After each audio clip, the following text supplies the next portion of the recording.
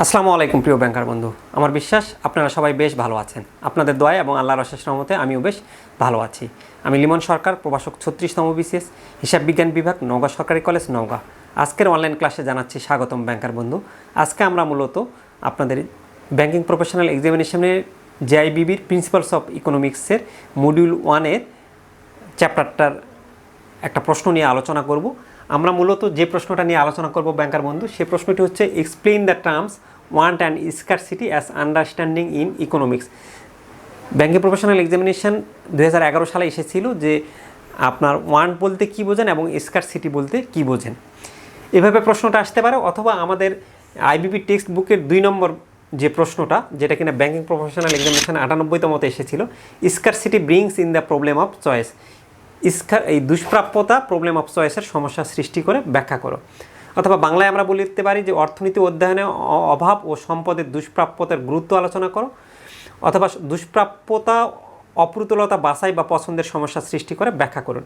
তো এটা IBB text বুকের 2 নম্বর প্রশ্ন হবু, সেটা 98তম ব্যাংকিং প্রফেশনাল এক্সামিনেশনে এসেছিল। ব্যাংকার বন্ধু মূলত আইবিবি টেক্সট বইয়ের যে শেষে যে মূল টেক্সট বইয়ের অধ্যায় শেষে যে প্রশ্নগুলো দেওয়া থাকে, সেই প্রশ্নগুলো কিন্তু পড়তে হবেই আমাদের, কারণ সেখান থেকে হবু 50% প্রশ্ন কমন আসে।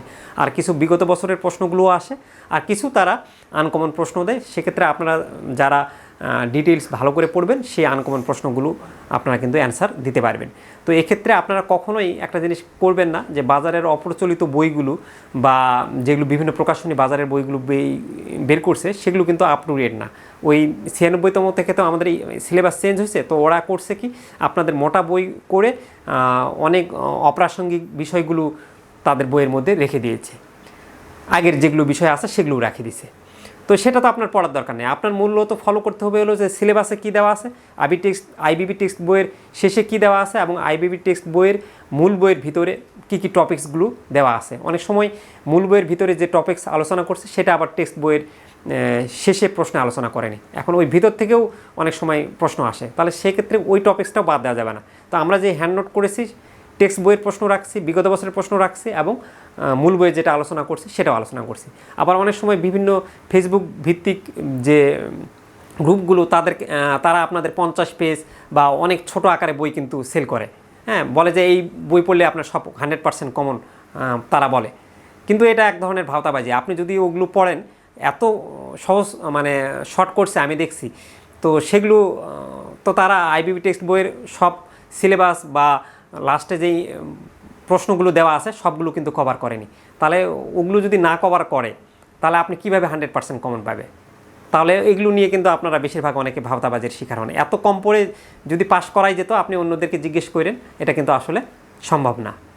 তো আমরা সাজেশন ফলো করব, কিন্তু তাই বলে একেবারেই দেখা যাচ্ছে যে আপনার টেক্সট বইটাই হচ্ছে হলো 120 পেজের, সেখানে মাত্র 40 পেজ বা 50 পেজের বই বলতেছে, তাহলে সেখান থেকে আপনি কিভাবে পাস করতে পারবেন ওই বই দিয়ে? তো চলেন আমরা কথা না বাড়িয়ে আমরা মূলত এই অর্থনীতি অধ্যয়নে অভাব ও সম্পদের দুষ্প্রাপ্যতার গুরুত্ব আলোচনা করো কি। তো এই অভাব বলতে কাকে বোঝে সেটা আগে আমরা বুঝি, তারপর দেন আমরা দুষ্প্রাপ্যতা নিয়ে আলোচনা করব। মূলত এই যে দুষ্প্রাপ্যতা বলতে সম্পদটা সীমিত, এই সম্পদটা সীমিত থাকার কারণে আমাদের যে পছন্দের সমস্যা, আমরা যে সকল অভাবকে মেটাতে পারি না, এই যে আমাদের এই সমস্যাটা সৃষ্টি করে, এটাই আমাদের ব্যাখ্যা করতে বলছে। তো এই প্রশ্নটা 2 ভাগে আমরা আলোচনা করব। প্রথমে আমরা আগে অভাব কাকে বলে সেটা আমরা আলোচনা করব ব্যাংকার বন্ধু। তো সাধারণভাবে আমরা যদি অভাবের সংজ্ঞা সাধারণভাবে জানি, তাহলে আমরা আর্থিক অসচ্ছলতাকেই সাধারণভাবে আমরা অভাব বলি, সেটাই আমরা লিখছি। সাধারণত আর্থিক অসচ্ছলতাকে অভাব বলে। আর ইকোনমিক্সের ভাষায় অভাবটা মূলত হচ্ছে হলো জীবন ধারণের জন্য বস্তুগত ও অবস্তুগত দ্রব্যলাভের ইচ্ছা বা আকাঙ্ক্ষাকে আমরা অভাব বলি। যেমন একজন ভিক্ষুক ভাত খাওয়ার ইচ্ছা প্রকাশ করলো, এই যে তার জীবন ধারণের জন্য ভাত খাওয়ার ইচ্ছা, সেটা আমরা অভাব বলতে পারি। তো অর্থনীতিতে আরও কিছু অভাবের বৈশিষ্ট্য বলছে। তো আমরা প্রথম বৈশিষ্ট্যটা বলতেছি যে অভাব অসীম। আমাদের সম্পদ সীমিত, কিন্তু আমাদের অভাব অসীম। এটা হচ্ছে হলো আমাদের প্রথম বৈশিষ্ট্য। আমরা ওই যে বলছি মানুষের অভাব অসীম, একটি অভাব পূরণ করার সাথে কিন্তু আর একটা অভাব দেখা দেয় ব্যাংকার বন্ধু। 2 নম্বর বৈশিষ্ট্যটা আমরা বলতে পারি যে বিশেষ অভাব সসীম, অর্থাৎ কিছু কিছু অভাব রয়েছে একটা নির্দিষ্ট সময়, সেই অভাবটা মেটানোর পর কিছু দূর মেটানোর পর কিন্তু আপনি সেটার চান না আর কি। যেমন একটা আমরা উদাহরণ দিতে পারি যে দেখা যাচ্ছে যে আপনি খুব আম পছন্দ করেন, আপনাকে 10টা আম দেওয়া হলো, তাহলে প্রথম 4-5টা আম কিন্তু আপনি খুব তৃপ্তি সহকারে খাবেন, পরের আমগুলো কিন্তু গিয়ে আপনার আর সেই 7টা বা 8টা আম খাওয়ার পর কিন্তু ওই আমের আর উপযোগ থাকবে না, আপনার আর খেতে ইচ্ছা করবে না। তাহলে ওই আমের অভাবটা কিন্তু আপনার জন্য সসীম, সেটা কিন্তু আর অসীম থাকলো না। তো সেটাই আমরা বলছি, মানুষের অভাব অসীম হলেও কোনো নির্দিষ্ট সময়ে একটা বিশেষ দ্রব্যের অভাব সীমাহীন নয়, বরং সসীম। 2 নম্বর হচ্ছে হলো অভাব পরস্পরের বিকল্প। আমাদের কিছু কিছু অভাব রয়েছে যে ওই অভাবটা আরেকটা দ্রব্যের সাহায্যে মেটানো যেতে পারে। যেমন বাসায় আছেন আপনি, আপনার খুব ইচ্ছে হলো দুধ চা খাওয়ার, কিন্তু সেই মুহূর্তে বাসায় দুধ নেই, কিন্তু এই দুধ চার পরিবর্তে আপনি কিন্তু লাল চা খেয়ে আপনার অভাবটা মেটাতে পারেন। বা আপনার খুব কফি খেতে ইচ্ছা করলো, কফির পরিবর্তে কিন্তু আপনি চা খেয়ে আপনার এই কফির অভাবটা চার মাধ্যমে মেটাতে পারেন। তো সেটাই আমরা বলছি যে মানুষের এমন কতগুলো অভাব আছে যেগুলো একটির পরিবর্তে অপরটি ব্যবহার করা যায়। আমরা উদাহরণ, চা ও কফির অভাব পরস্পরের বিকল্প। আমরা বলছি যে অভাব অনুকরণীয়, যে মানুষের কিছু কিছু অভাব রয়েছে যে আরেকজন মানুষ সেইটা যদি ক্রয় করে তার দেখে তার এই অভাবটা আসে আর কি। তো আমরা এটা ভালো উদাহরণ বলতে পারি, একটা মহিলা যদি আরেকটা মহিলার অনেক অলংকার দেখে, তখন কিন্তু তার এই অলংকার পাওয়ার লোভ বা ইচ্ছা জাগে, তাহলে কিন্তু তার অভাব ছিল না, কিন্তু আরেকজনের দেখে তার অভাবটা জাগ্রত হলো। ওটাই বললো যে মানুষ অনুকরণ প্রিয়, একজনের কোনো দ্রব্য ক্রয়ের কারণে অন্যজনের মধ্যেও ওই দ্রব্যের অভাব সৃষ্টি হয়। যেমন মহিলারা একজনের গহনা দেখে অন্যজনের গহনার অনুভব করে। তো আমরা এখানে একটা, এই ছিল ব্যাংকার বন্ধু অভাবের বৈশিষ্ট্য। এরপরে আমাদের দেখেন দ্বিতীয় প্রশ্নটাতে আমাদের বলা ছিল যে scarcity brings in the problem of choice, বা দুষ্প্রাপ্যতা অপ্রতুলতা বাছাই বা পছন্দের সমস্যা সৃষ্টি করে, ব্যাখ্যা করুন।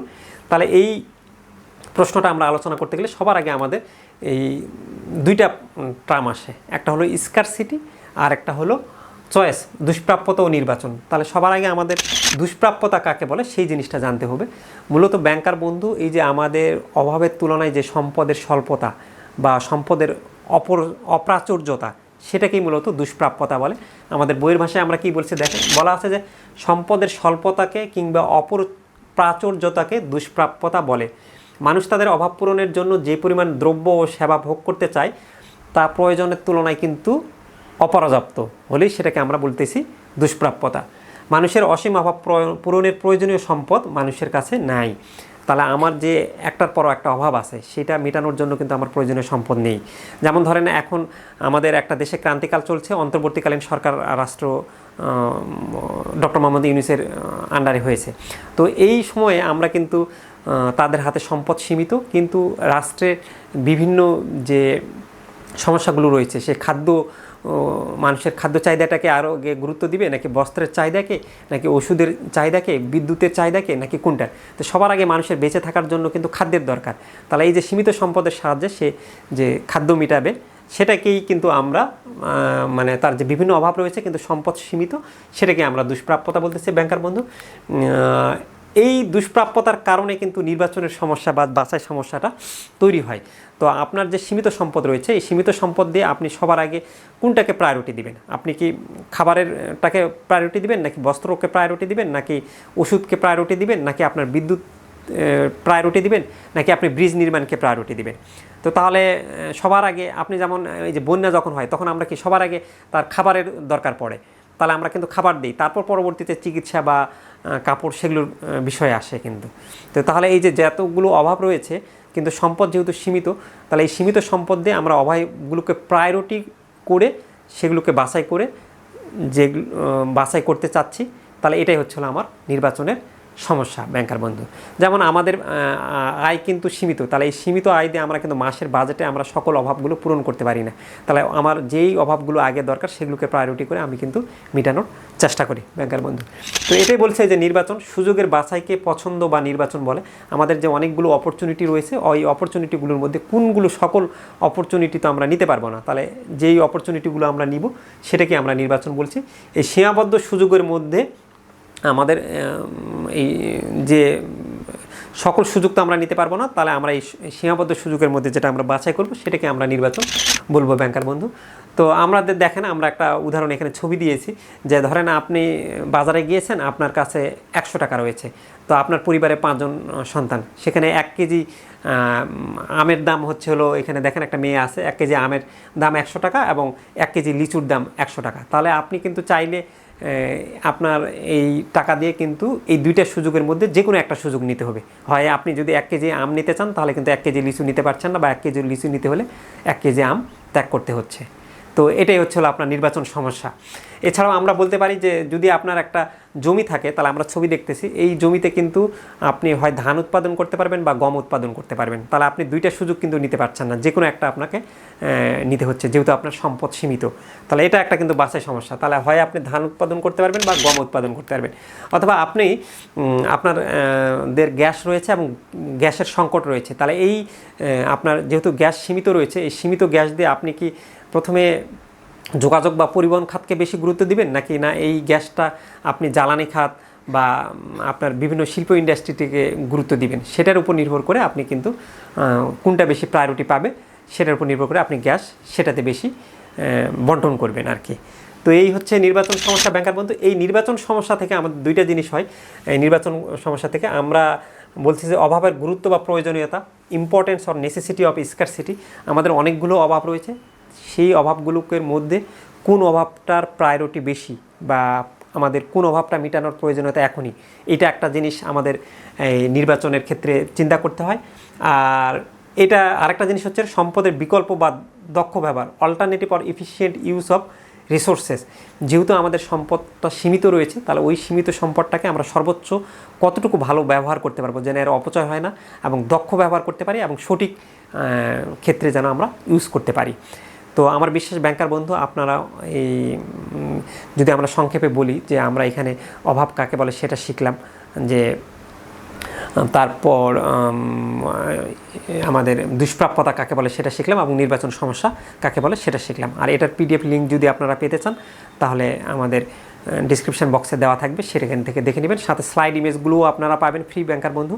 তো আপনাদের ক্লাসটা ভালো লাগলে আমাদেরকে লাইক, কমেন্ট, শেয়ার, সাবস্ক্রাইব করবেন। এবং নেক্সট ক্লাসে আমরা একটা খুবই গুরুত্বপূর্ণ প্রশ্ন, যে অর্থনীতির মৌলিক সমস্যাসমূহ কি চিত্রের সাহায্যে ব্যাখ্যা করুন, 96তম ব্যাংকিং প্রফেশনাল এক্সামিনেশনে এসেছিল।